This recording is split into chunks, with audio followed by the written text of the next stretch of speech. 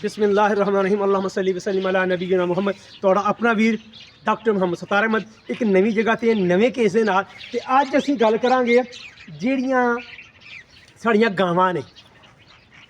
ਗਾਵਾਂ ਨੇ ਵੱਛੇ ਨੇ ਜਾਂ ਵੱਛੀਆਂ ਨੇ ਉਹਨਾਂ ਵਿੱਚ ਇੱਕ ਬੜੀ ਖਤਰਨਾਕ ਬਿਮਾਰੀ ਜਿਹਨੂੰ ਅਸੀਂ ਕਹਿੰਦੇ ਹਾਂ ਲੰਪੀ ਸਕਿਨ ਡਿਜ਼ੀਜ਼ ਜਿਹੜੀ ਕਿ ਵਾਇਰਸ ਤੋਂ ਫੈਲਦੀ ਹੈ ਔਰ ਇਹਦਾ ਜਿਹੜਾ ਵਾਇਰਸ ਹੈ ਉਹ ਹੈ ਕੈਪਰੀ ਪੌਕਸ ਵਾਇਰਸ।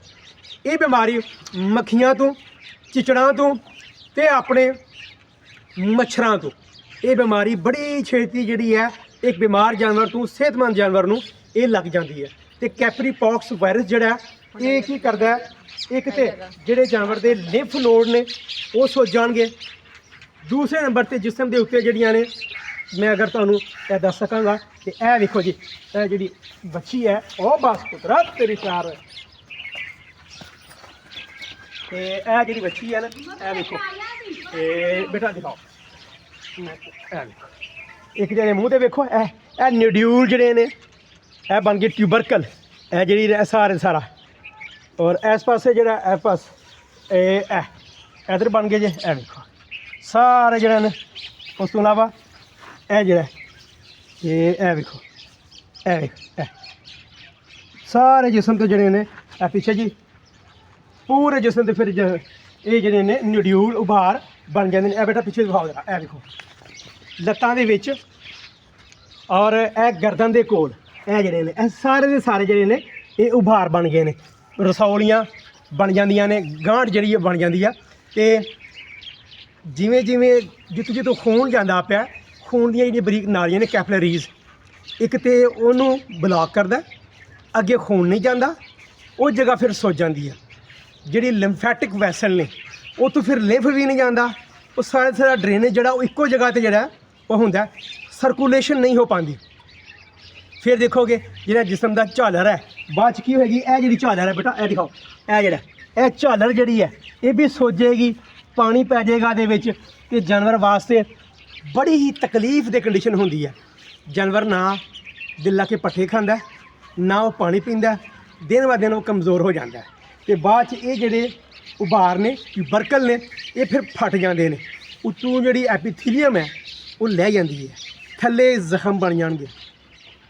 ਇਸ ਤੋਂ ਇਲਾਵਾ ਇਹ ਜਿਹੜੀ ਬਿਮਾਰੀ ਹੈ ਜਿਵੇਂ ਤੁਸੀਂ ਬਾਹਰ ਵੇਖਦੇ ਪਏ ਕਿ ਜਗ੍ਹਾ ਸਾਰੇ ਜਿਹੜੀ ਹੈ ਇਹ ਸਾਰੇ ਬਣੇ ਨੇ, ਇਸੇ ਤਰ੍ਹਾਂ ਜਿਸਮ ਦੇ ਅੰਦਰ ਜਿਹੜਾ ਮਸਲ ਦੇ ਵਿੱਚ ਇਹਦਾ ਜਿਗਰ, ਇਹਦੀ ਉਜਰੀ, ਇਹਦੇ ਫੇਫੜੇ ਅੰਦਰ ਦੇ ਜਿਹੜੇ ਵਿਜ਼ਰਲ ਆਰਗਨ ਨੇ ਉਹਨਾਂ 'ਤੇ ਵੀ ਜਿਹੜੇ ਨੇ ਇਵੇਂ ਗੋਲ ਗੋਲ ਜਿਹੜੇ ਉਭਾਰ ਟਿਊਬਰਕਲ ਉਹ ਬਣ ਜਾਂਦੇ ਨੇ। ਇੰਨੀ ਖਤਰਨਾਕ ਬਿਮਾਰੀ ਹੈ ਕਿ ਫਿਰ ਬਾਅਦ 'ਚ ਸਾਹ ਲੈਣਾ ਔਖਾ ਹੋ ਜਾਂਦਾ। ਜਾਨਵਰ ਨੂੰ 106 ਤੱਕ ਬੁਖਾਰ ਜਿਹੜਾ ਉਹ ਹੋ ਜਾਏਗਾ। ਜਿਹੜੇ ਜਿਸਮ ਦੇ ਮੈਕਰੋਫੇਜਸ ਨੇ, ਜਿਹੜੇ ਟੀ ਲਿੰਫੋਸਾਈਡ ਨੇ, ਬੀ ਲਿੰਫੋਸਾਈਡ ਨੇ, ਪਲੇਟਲੈਟਸ ਨੇ, ਆਰਬੀਸੀ ਨੇ, ਉਹ ਫਿਰ ਘਟਣ ਲੱਗ ਪੈਂਦੇ ਨੇ। ਜਾਨਵਰ ਬਿਮਾਰ ਹੋਏਗਾ, ਜਾਨਵਰ ਪੱਠੇ ਨਹੀਂ ਖਾਏਗਾ ਬਿਲਕੁਲ। ਜਿਹੜਾ ਜਾਨਵਰ ਬਾਅਦ 'ਚ ਅਗਰ ਤੁਸੀਂ ਖਿਆਲ ਨਾ ਕੀਤਾ ਤਾਂ 4-5 ਦਿਨਾਂ 'ਚ ਜਾਨਵਰ ਜਿਹੜਾ ਉਹ ਐਕਸਪਾਇਰ ਵੀ ਹੋ ਸਕਦਾ, ਤਾਂ ਜਾਨਵਰ ਮਰ ਵੀ ਸਕਦਾ। ਅਤੇ ਤੁਸੀਂ ਇਹਦਾ ਬਿਹਤਰੀਨ ਹੱਲ ਕੀ ਹੈ, ਜਿਹੜੇ ਤੁਹਾਡੇ ਸਿਹਤਮੰਦ ਜਾਨਵਰ ਨੇ ਉਹਨਾਂ ਨੂੰ ਵੈਕਸੀਨ ਕਰੋ।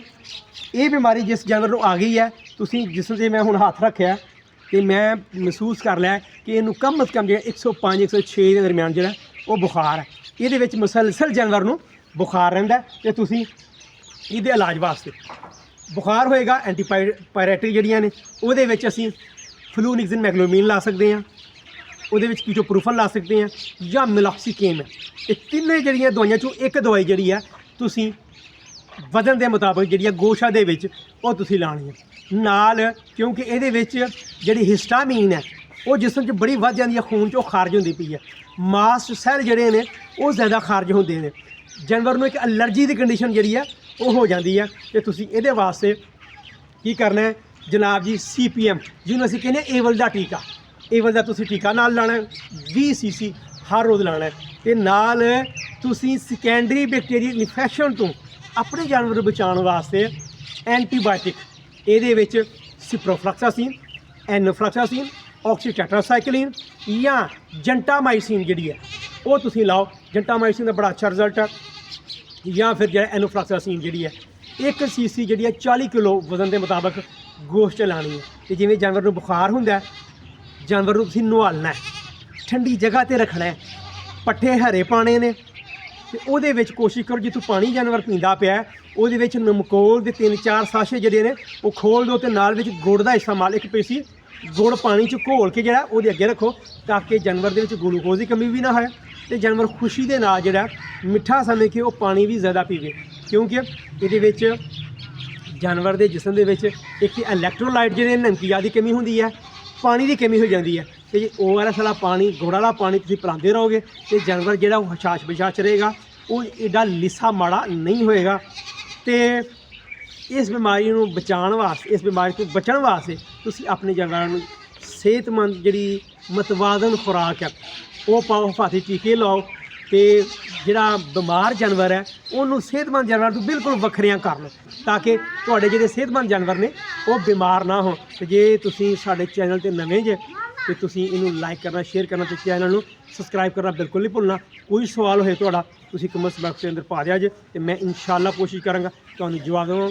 ਤੇ ਬਹੁਤ ਸ਼ੁਕਰੀਆ। ਅਸਲਾਮ ਵਾਲੇਕੁਮ ਵਰਹਿਮਤੁल्लाह।